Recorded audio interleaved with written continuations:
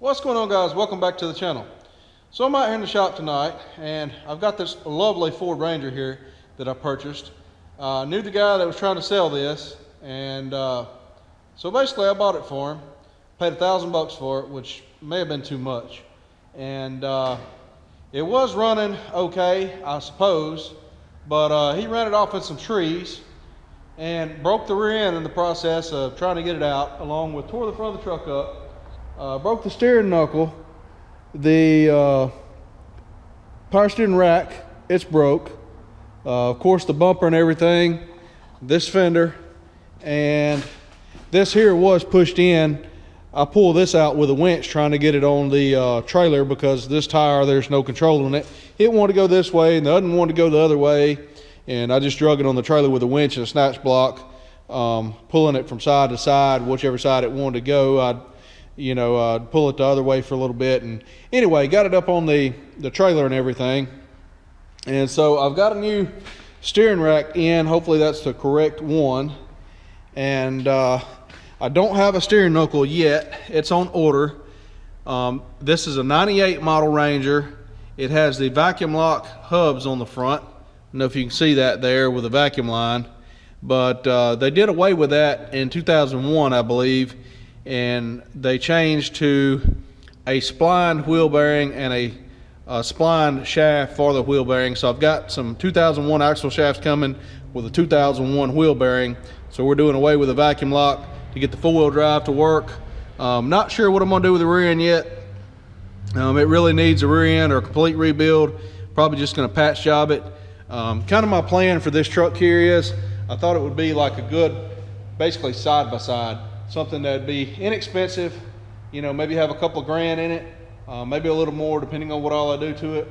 But it'd be a cheap side by side. It's small. These Rangers are not very much bigger than a side by side. In fact, from a Defender to say like a Can-Am Defender or Polaris Ranger is only about 6 inches narrower than this truck here.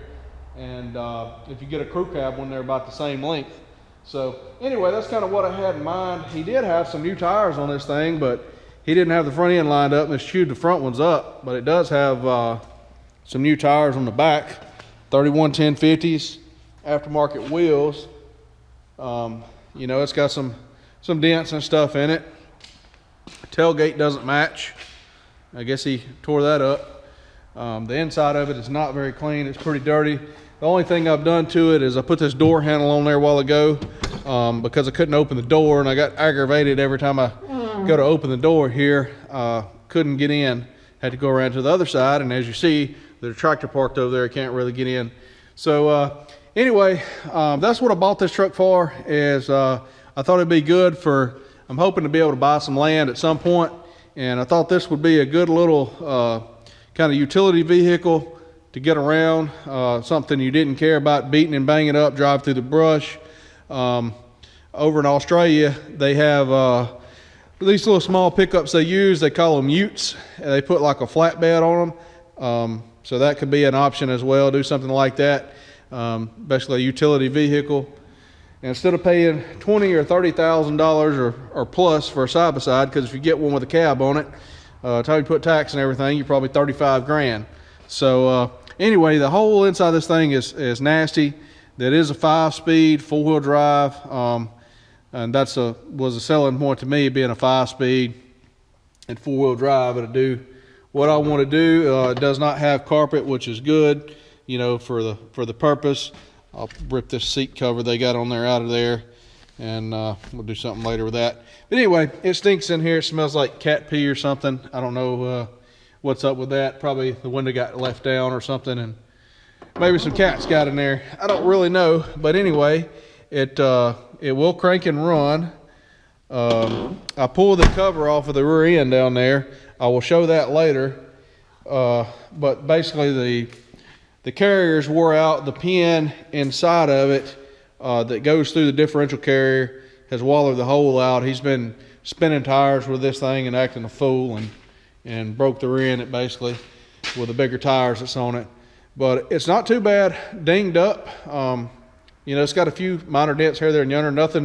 Nothing major other than the front end. As you can see, I'll have to heat this bumper bracket here up try to get this pulled back, finish getting this straightened out. As I say, this is just what, as straight as it got, pulling it on the trailer with a winch. I'll get this a little straighter and probably do a little welding right there on that, fix that up. This fender here, it bent this up in here. I'll try to get this pulled down the best as I can. I'll probably either build a bumper for this thing or put some kind of aftermarket bumper on there, maybe that can hold a winch. That'll be something good to have. I'm going to use this thing off-road as a side-by-side, as I think I am, as I say. Then we'll have to get a new grill and headlights and everything. So that's what I'm working on now. I'm fixing to start tearing this thing apart, I guess, and see how much trouble it's going to be to get this steering rack out. That's going to be the hardest part of this, because you can't really get to it up in there where the steering shaft goes into the top of the steering rack. I'm unsure about the power steering pump, if it's any good or not. I don't know how long they let this thing run after the fluid run out of the steering rack from whatever they hit and broke the knuckle off right here, and all the fluid leaked out because it damaged this as well. So I don't know how long they let it run, so we may have to get a power steering pump as well. So yeah, that's what I'm fighting so far. And you can see the wheel turns independently right now, the axle with that vacuum lock, but the setup I got coming will be directly splined into the wheel bearing, so that when you turn the wheel, the axle will turn and it'll be disengaged in the transfer case. Is the only place it'll be disengaged. There's a pro and con of that. The pro is, you know, if you want to use low range in the transfer case, it's going to be in four-wheel drive.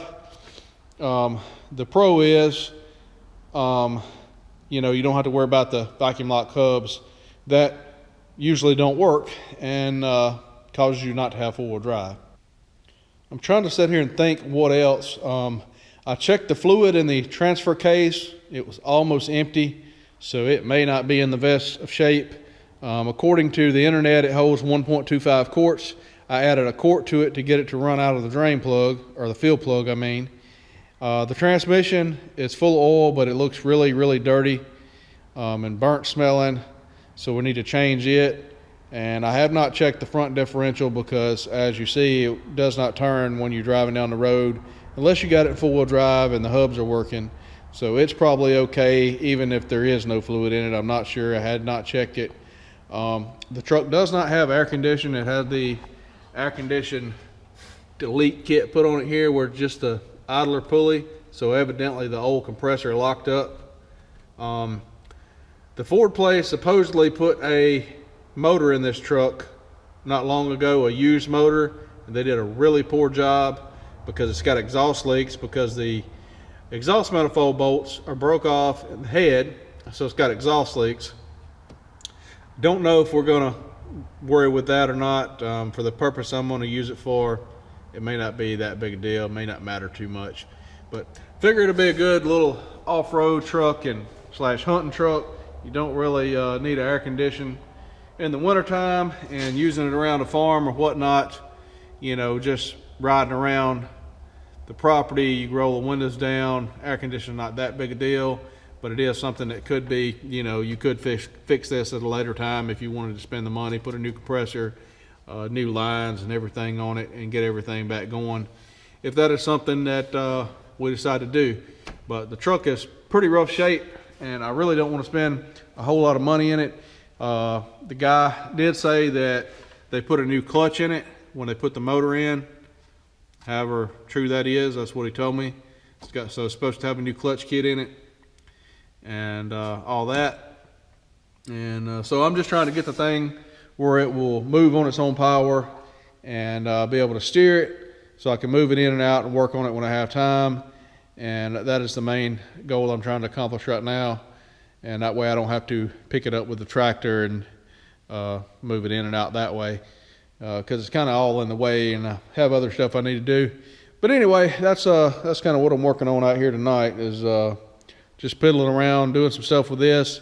Go ahead and pull the tires and wheels off, I guess, off the front, and that'll give us a little more room to work in there and start tearing this stuff apart. Go ahead and pull these the steering knuckle off, as well as the axle. I think that will give us more room up in there, maybe. to get to that steering rack. I'm not sure if it will or not, but it's got to come out anyway because I have some new stuff coming for it. All right, so I've got the driver's side tire and wheel off here. This is the vacuum lock hub here. I think these things just kind of pop on. I'm not too concerned about breaking it if it don't. But anyway, they do make some manual hubs to replace these with, but I've read that they're not all that great. And for the price that you pay for those versus replacing the wheel bearing and putting a different axle shaft in it so that it's a live axle, it's not all that much different in the price of them. And the live axle is, you know, a live axle and you don't have to worry about it. Versus if you put the manual locking hub on here, you can still have an issue with it because they're supposedly not all that great, not all that strong. So anyway, I broke all the ears off of that, getting it off of there. I don't really care, it's going in the junk.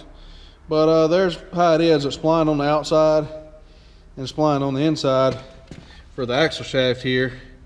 And as I say, the manual locking hubs you stick on there are the same way, and you can see how that could be a weak point. You know, the new setup will have a spline directly into the wheel bearing here and have an axle nut on it, like a front wheel drive car or like a side by side is. We'll be done with that nonsense. All right, so what a bunch of crap this is. I got the 3 bolts out that hold the wheel bearing in here from the back side.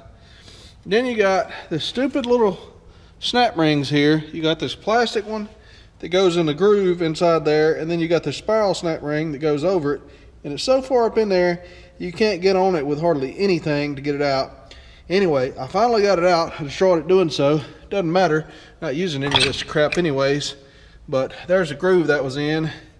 This is the wheel bearing with the bearing inside the back of it, so that the axle shaft turns independent of the hub. And like I say, we won't be needing these no more because the new hubs that got coming are direct spline to a new axle.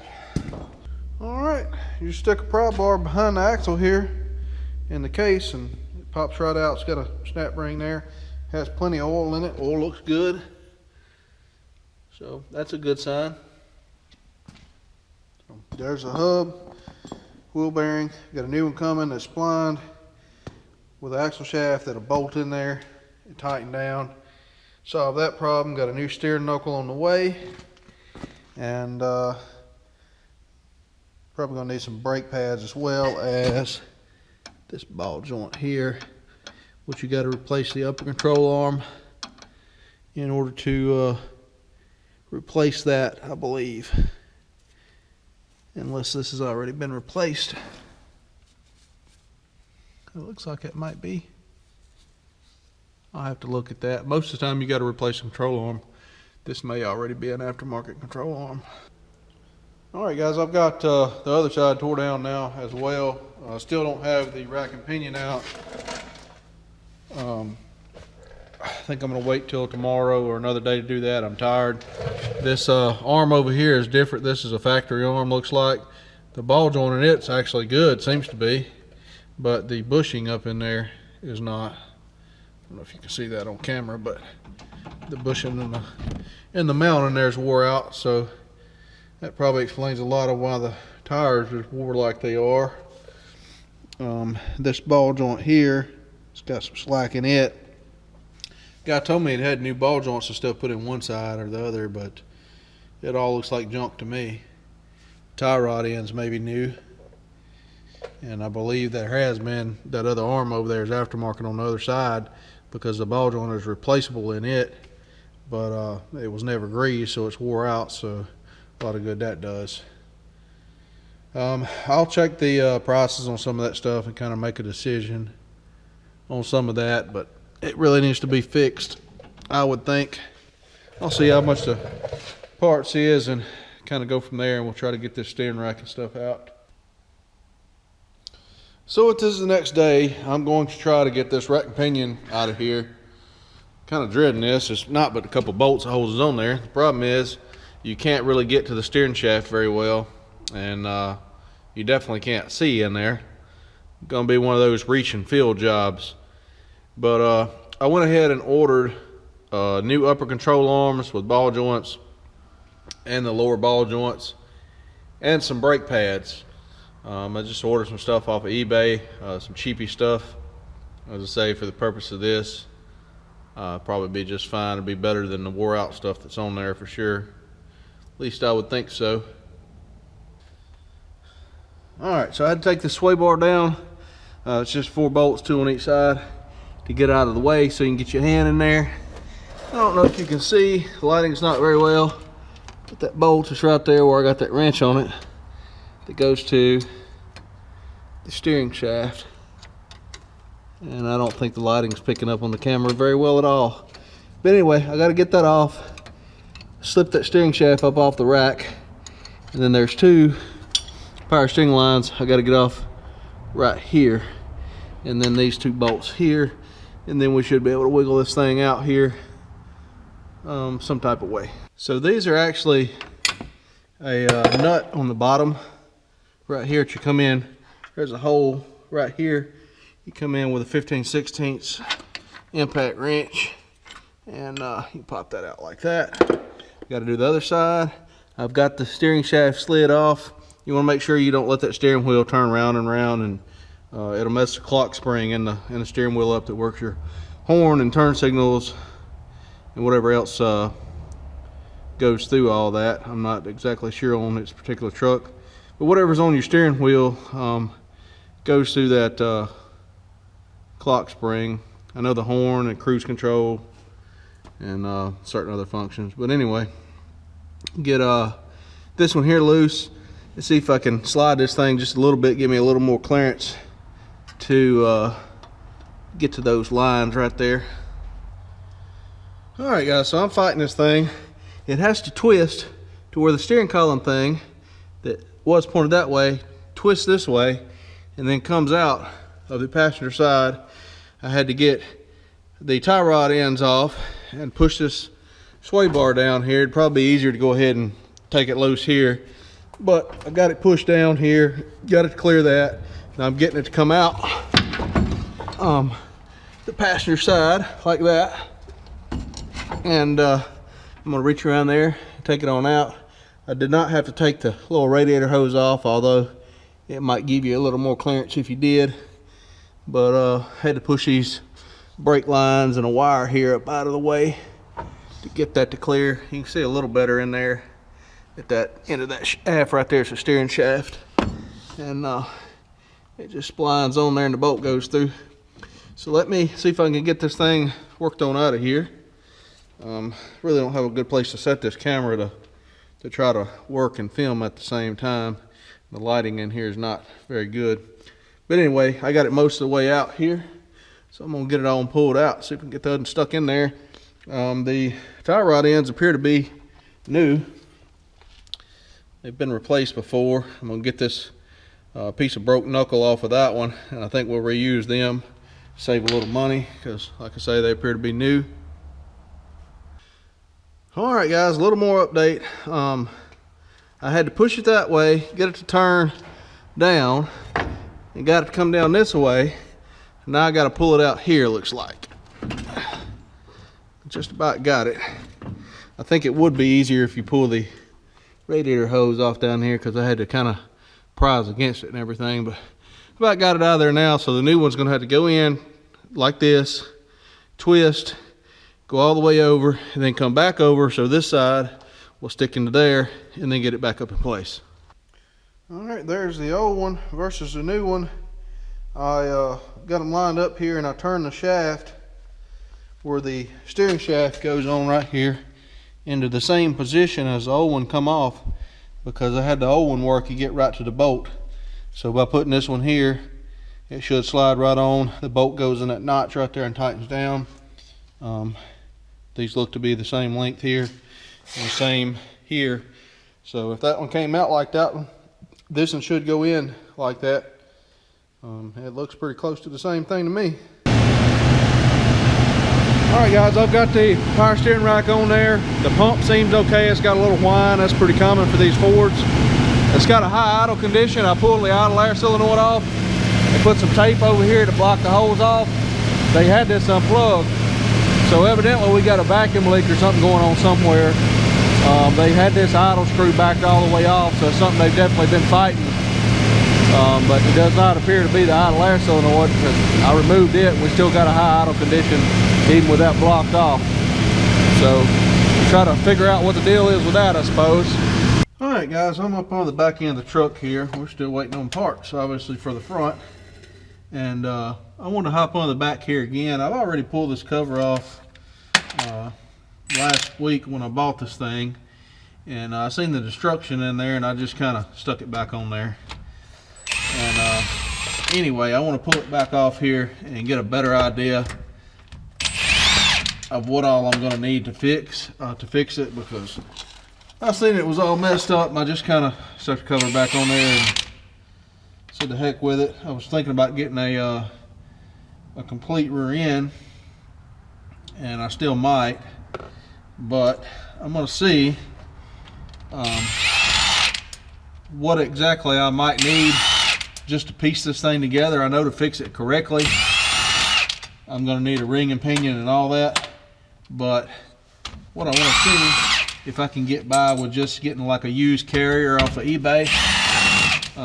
Being so I don't plan to really drive this thing on the road, and maybe can get just a used carrier or something just to get the thing to move, and then we'll worry about it down the road if we need to, kind of deal.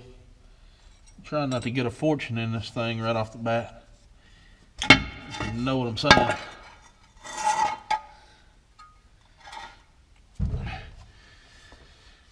Yep, good stuff. See, it broke the teeth off of the ring gear there, which that would probably run for a little bit anyways.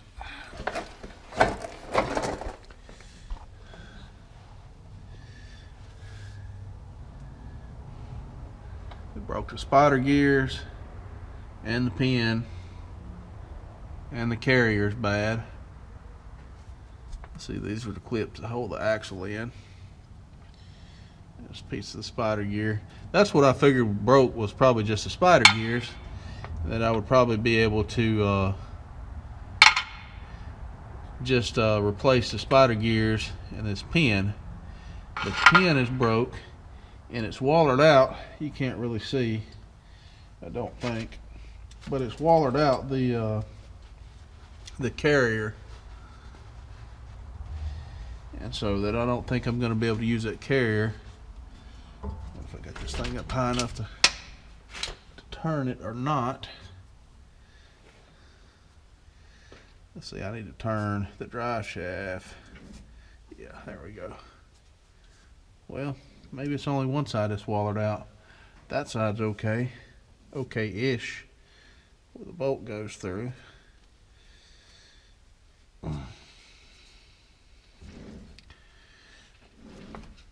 Yeah, it's the side here that's wallered out.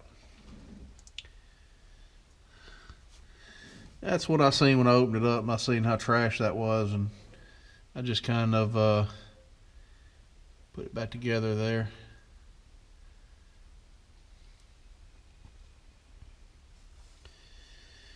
So I don't know, I mean, there's no load on that outside there. And there is some broke off teeth on the pinion as well.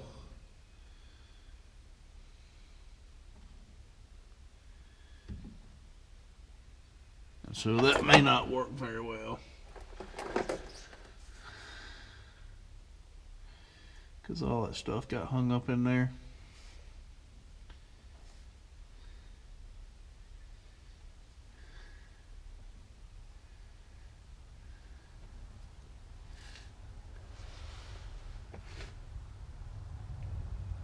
Trying to see just what I can get by with.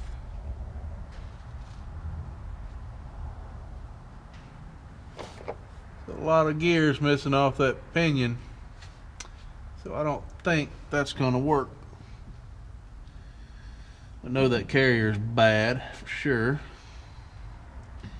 Can you see the pinion right there where the teeth are missing off the end of it? That right there would run. as much tooth is missing off that pinion though, I'm a little leery of that.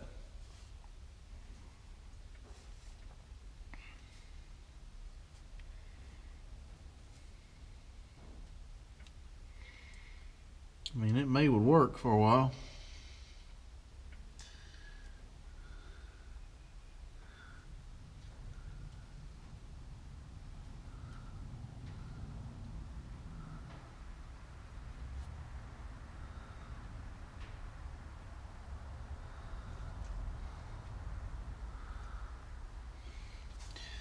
The ring gear is not horrible. I mean, that's on the outside of it, all the way around. That carrier is destroyed though.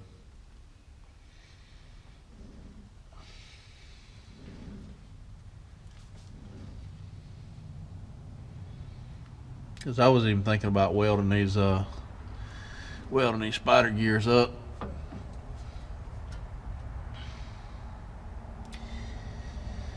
And even the axles are boogered up on the end right here.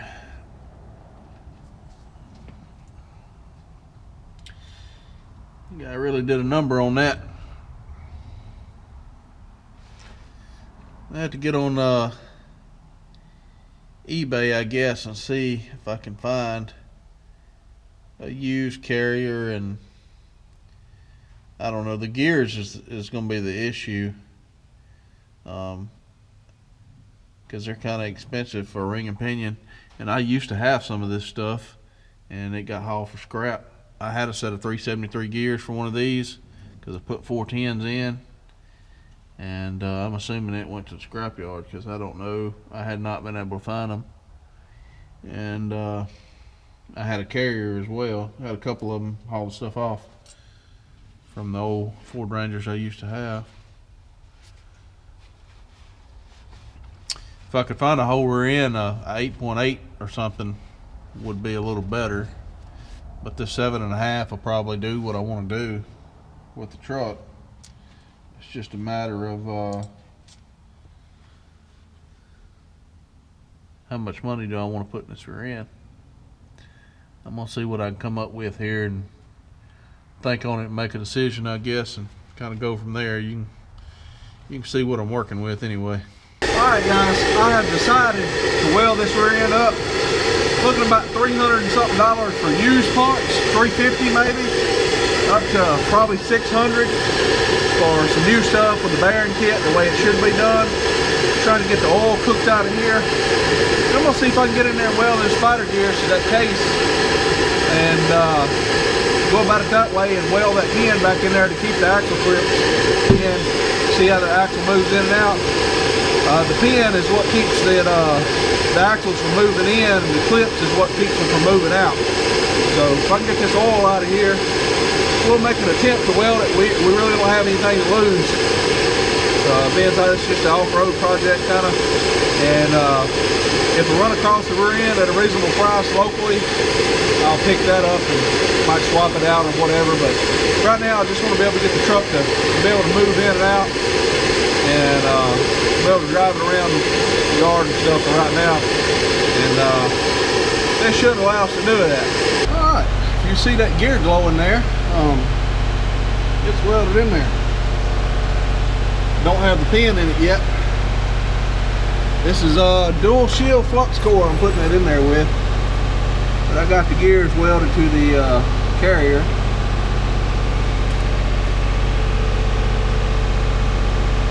So I'm going to put the pin in there and weld the pin in to keep the axles from moving in towards each other and the clips coming off.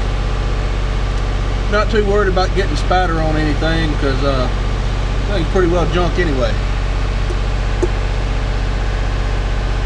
Alright guys, we got that thing welded up. Got a little bit of porosity in the weld because of the oil in there, but it ain't going nowhere, I don't believe.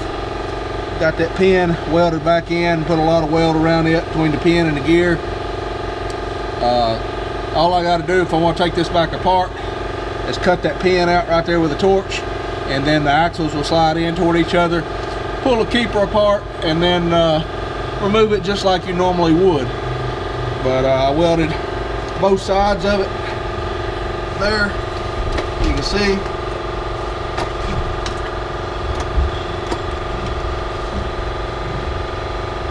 there's the other side. And that should hold. And when I get ready, I will replace this probably, but we'll see how it does like this. Alright guys, I have got some parts in and I've been working on this thing. It has been pouring down raining in this, and I'm in this metal building, so you couldn't hear me anyway, so I just kind of went ahead and been working on this side. I got it stuck back together. I don't have it lined up any kind of way, it's just put back together. I've got, I guess I've got everything in. That's the new steering knuckle right there. This is the new CV axle in there. That's the direct spline and the hub with the nut on it, like I was saying in the first part of the video. I went ahead and ordered the lower ball joints, got those in, and I'm working on, I've got this upper control arm on. And this is really strange. I don't know why they did this, but I ordered these just cheap Chinese control arms off of eBay, and they sent these control arms right here, and the upper ball joint is made in to the control arm, as you see there, and they shipped a replacement upper ball joint. That makes no sense because that is not replaceable. So the kit came with 2 control arms and 2 extra ball joints that don't fit the control arms, basically. This is the control arm that come off of it. It is replaceable. You see the gap right there. This could be replaced. So I'm guessing that one of those upper ball joints could be put in this control arm, because this one is bad here. If I can, yeah, you can see that on camera moving around.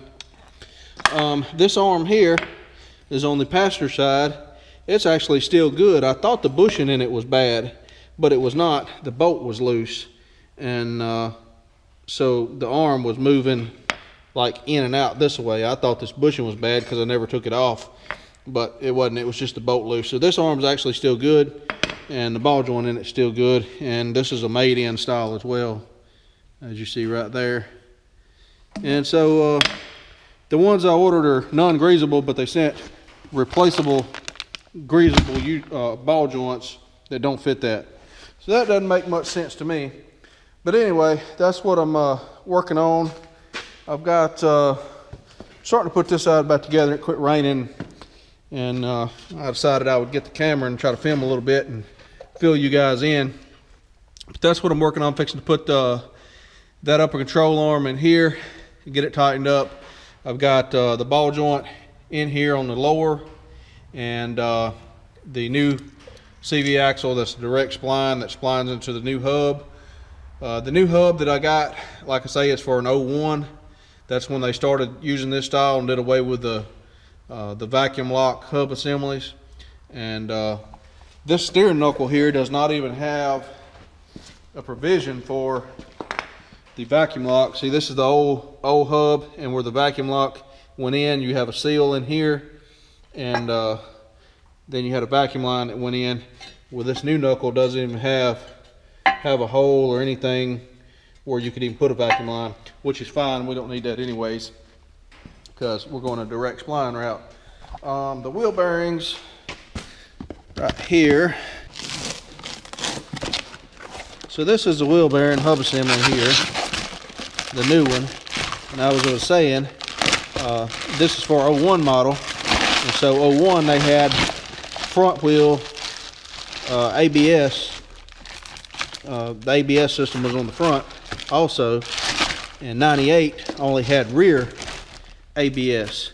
And so all we're going to do is, like I did the other side, just cut this wire off right here. I don't want to pull the sensor out because then you got a hole right here. So we're just going to snip the wire off. We don't need that. And our axle splines directly into that right there. Tighten the nut up just like a front wheel drive car, and good to go on that. So I'm going to get this new arm here and get it bolted up. It's a little bit challenging to get up in here. This side's a little easier. It's a little more room right here on this side where this arm goes up. And this is how you set your caster and camber on these right here is there's slots in the frame right there. The camera picked that up. It's slotted, and the bolts have tabs on them that you can turn the bolts right there. It's like a cam, and that's how you adjust. That'll move this arm in or out, or make it twist this way, which moves your ball joint back this way by pushing this one out and this one back. That'll change your caster. So just got to get it all put on, and then get the steering knuckle back up here and everything. And then after I get everything back on here, I should be able to get the caster and camber set somewhat close-ish, and then we'll have to set the toe in and everything as well, which I won't be able to do that accurately until I get all the weight back on the suspension and move the truck forward and backwards and let it settle in and everything, and try to get that pretty close. Well guys, I got this thing back together, and I noticed that my camber was way out of whack. You see anything wrong with that? You see anything wrong here? This is the left hand. Got an L right here and an L right here. I got it flipped upside down on top of the other one. And do you see an issue there? Evidently, they sent me the wrong stuff or something, because that does not look correct to me.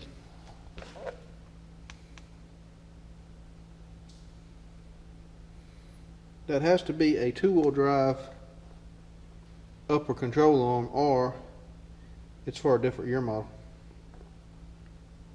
That does not fit. I don't know which. Maybe the upper ball joint is the same, because as I say, the one on the right hand side there's actually nothing wrong with, so I could put it back on, and this left one does take the replaceable ball joint. So maybe one of the ball joints that they sent that I didn't know what to do with, maybe I can take that ball joint and put it in here and reuse this one, and then there's nothing I can really do with those. But I already put them on and beat on them and stuff, getting them seated in the knuckle right there, so they're probably not going to want to take them back. I guess I should have looked at them a little closer, but I did not. I'll show you the other side over here. I still got it going on. I don't know if you can see how much that's leaned in, but it's leaned in a lot of bit. A lot. And so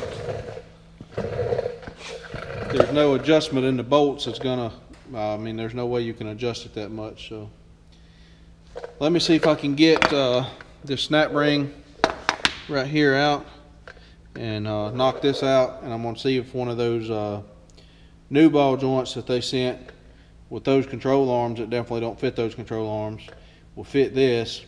And if it will, I'll put this back on there.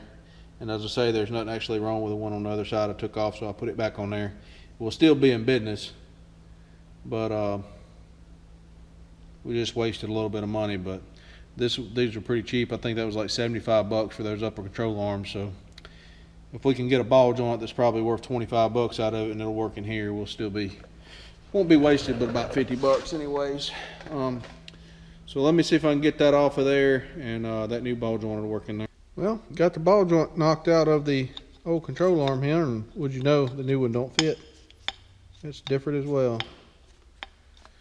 So I don't know what the heck that's supposed to fit, but it don't fit this removable style control arm, and it sure as heck don't fit the ones that they sent. And the control arms that they sent don't fit the truck. So back to square one, I guess. So I got the old control arm that was still good, that the bolt was loose in, that I thought was originally bad. It wasn't, but it was a loose bolt. I got it back on this side, on the passenger side, the bolt tight and everything, and it come out, looking right. I can't really adjust the toe in or anything. I've got the caster and camber set about right, I think, or pretty close, and I can't adjust the toe in until I get the other side done. I did figure out, I don't know what brand arm that is. It does not have the replaceable ball joint in it, but this one here that has the replaceable ball joint is a Duralast part from AutoZone, and I think I've got it looked up on their website. It's like $92 or $93 or something for the arm, and if you just want to buy the ball joint, I think by looking at the pictures and the stuff, that's the right ball joint. It's like 52 something, right at $53. So I'm not sure what I'm gonna do yet, but that may be my quickest way to get one. It's showing that they have one, the complete arm assembly in stock at my local AutoZone. I say local, it's not too far from me. But if I want to get just the ball joint, it's in the next town up, so I would have to drive a lot further to get it, so it would cost me in gas what the savings is probably, unless I had them ship it from that store to the other store, transfer it for me. So I'm not sure exactly which way I'm going to go yet, but I think that may be my quickest way to get one, because I can only find on the internet another control arm that I'm pretty sure that is correct for like 70 something bucks for the whole control arm. So it's not that much price difference, and it may take a week or better to get it shipped to me. Don't exactly know when you order stuff off the internet. Sometimes it comes quick, sometimes it takes a week and a half, you don't know. And I need to get this thing back together because it's in my way, because I got some other stuff I need to do to my big truck and stuff. And so I need this thing back together to get out of the shop. You know, even though I'm not done working on it, I need to get it where it's movable so I can drive it out of here and, you know, work on my big truck, and then I can pull this back in. But I can't do that with this all tore apart, obviously. So anyway, I'm gonna see about getting a control arm, I guess, and we'll worry about this a little later. All right, guys, so I just got back from AutoZone. I went ahead and bought the whole control arm with tax and everything. It was $103. Didn't feel like having to wait on a ball joint. They've had this thing for a while, since it was manufactured anyway. That's the part number that I come up with. This 4054 was on the ball joint that I knocked out of this arm. On the top of it here was where I got the part number, and so that's what Google brought me to this. Anyway, I got there, got this, and I asked the guy if he could look and see, you know, what it showed for this truck. Give him all the information, 98 four-wheel drive Ranger, 3.0, and he said, well, we're showing a different control arm than what you want. I said, which ones are you showing? And he went and got them. Look like that, they're shorter. And I told him to bring me both of them, and I took the one that he had that he was showing on his computer and laid it on top of this one, and it looks just like those. It was shorter than this one.